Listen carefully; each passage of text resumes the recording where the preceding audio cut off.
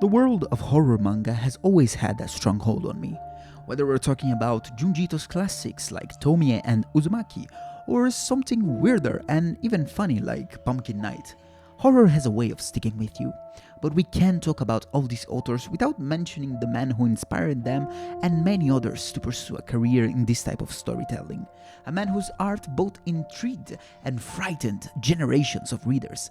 A man who even today is considered to be the god of horror manga. And as you might have guessed by now, in today's video I want to talk about the legendary mangaka Kazuo Umezu. Kazuo Umezu was born on September 3rd of 1936 in Koya, Wakayama Prefecture, but he was raised in the town of Gojo in the Haro Prefecture. Both his parents played a big role in his love for art. His mother encouraged him to draw when he was just 7, believing he had an innate talent. His father, on the other hand, would tell him stories of local yokais and snake women as bedtime stories that were equal parts thrilling and inspiring for a young Umezu. But the person who truly inspired Kazuo to become a manga artist was none other than Osamu Tezuka. Growing up in a post-war Japan where most stories were about the war, the debut of works like The New Treasure Island ignited a fire in a young Kazuo, and it set him on a path to become a mangaka. In his early work, you can see Tezuka's influence clearly, sometimes voluntary and sometimes involuntarily. Umezu-sensei once said, "If your drawings didn't look like Tezuka's, companies wouldn't pick you up for work."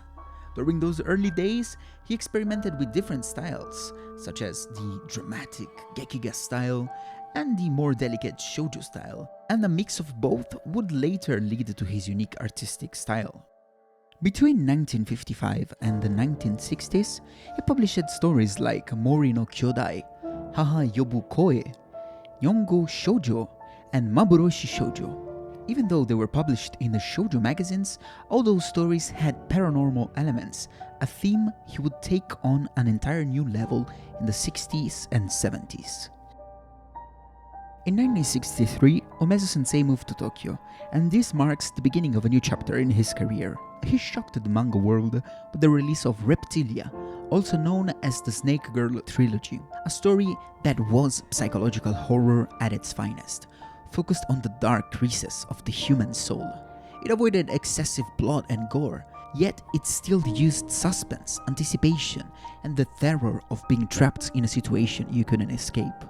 The subversion of the loving maternal figure in a shoujo manga to something macabre and twisted broke conventions, creating tension in a way that shocked readers. In the late 1960s, he expanded into shonen magazines, sometimes working on up to 5 serials at once, like Cracked Human, Ultraman, Cat-Eyed Boy, and Orochi. In 1972, his collaboration with Weekly Shonen Sunday led to the creation of a manga that fans often consider as his magnus opus, The Drifting Classroom.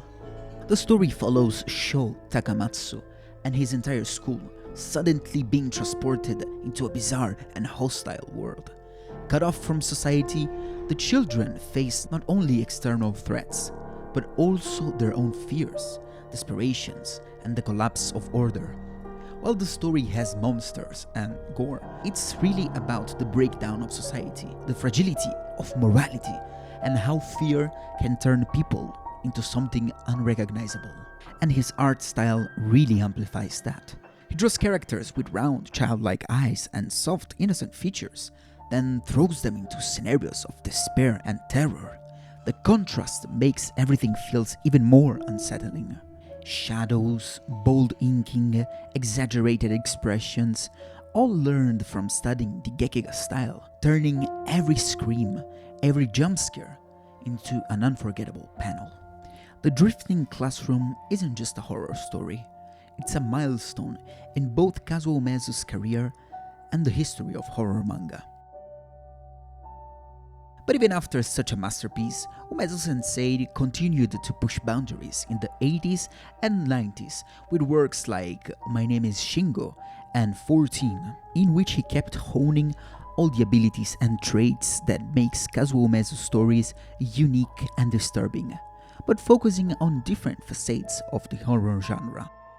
In 1995, he retired from regular publishing due to tendinitis, but that didn't slow him down. He became a public figure, appearing on TV in his signature red and white striped shirt, and even designed his candy-striped home in Kichijoji, inspired by his Makoto-chan series. In 2011, he released a second music album featuring his songs that also featured many themes of his works. And in 2019, he received the Commissioner for Cultural Affairs Award, a rare honor for someone in the manga industry. Kazuo-sensei kept exploring new creative frontiers up until his death on October 28 of 2024. But today we focus not on his death, but on the impact he left behind. His work inspired a new generation of horror manga artists like Junji Ito, Toru Yamazaki, Minetaro Mochizuki, and many more. He broke the norms of the manga industry. Many parents often protested his horror visuals, and editors asked him to tone down the violence. His response? He believed in keeping horror honest. All the Japanese folk tales could be brutally unflinching. Watering them down is insulting to the memory of those who suffered to bring us these stories. And the same thing can be said to Kazuo Umezu's stories. In conclusion, Kazuo Umezu didn't just draw horror, he redefined it. Hey everyone, thanks for watching the video, hope you all enjoyed it. If you did, please leave a like, a comment, and think about subscribing to the channel. Also, a big special thanks to Consumer for asking me to do this video for a collaboration. Please go check his video on Hideshi Ino, it's amazing. Thanks again everyone, that's it for today's video, see you next time, bye!